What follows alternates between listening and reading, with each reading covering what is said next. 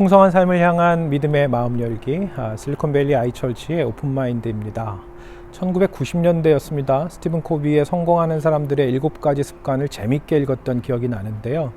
자기계발 분야가 본격적으로 소개되기 시작한 1990년대 이후 이 관련 서적이 여전히 쏟아져 나오고 있습니다. 최근에 제가 밀란의 정원에서 소개해드렸던 책이죠. 아주 작은 습관의 힘, 이 Atomic Habits. 이것 역시 아주 재밌게 읽었었는데요. 그런데 90년대 자기계발과 달리 21세기형 자기계발은 약간의 차이점이 있습니다. 예전의 자기계발이 주로 성공을 지향하며 남들보다 나은 나를 추구했다면 최근의 경향은 성장을 통해 어제보다 나은 나를 만드는 데 있다고 해요. 그리고 그 성장을 위해 요즘 사람들은 집중하는 것들이 바로 다음의 3가지인데요. 핫한 몸, 딥한 취미, 그리고 힙한 지식입니다. 위에 3가지가 집중하는 공통점은 다 퍼스널한 거, 그러니까 다 개인적이다라고 하는 점입니다. 개인의 성장, 당연히 좋죠. 그런데 한 가지를 좀 더 했으면 좋겠다라는 그런 생각이 듭니다. 바로 공동체의 성장이라는 것. 그리고 공동체의 성장은 어떻게? 라고 하는 질문과 함께 말이죠. 오직 사랑 안에서 참된 것을 하여 범사에 그에게까지 자랄지라. 그는 머리니 곧 그리스도라.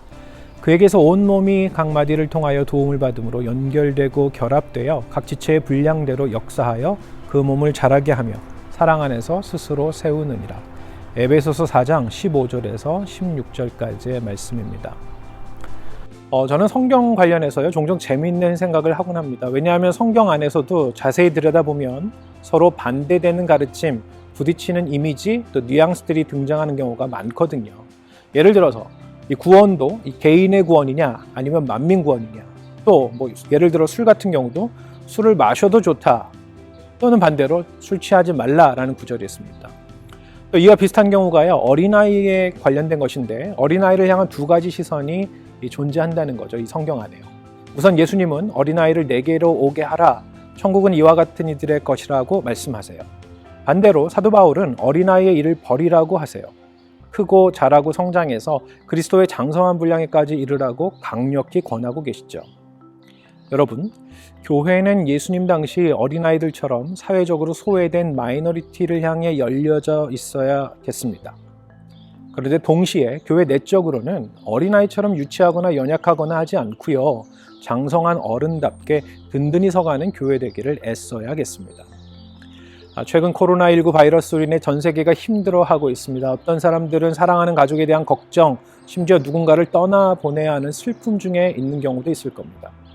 이런 고난과 아픔 속에서 우리들의 교회가 더욱 하나님 아버지의 마음, 그 사랑을 알아가고 교회 공동체와 세상을 함께 섬기고 위로하고 또 세워가는 모습이 되면 좋겠습니다. 누구나 자신의 그 업그레이드를 갈망하는 세상 속에서 교회 공동체로 하나님 아버지의 사랑 안에 성숙해가고 성장해가는 교회, 우리는 업글한다, 고로 존재한다. 오늘의 오픈마인드였습니다.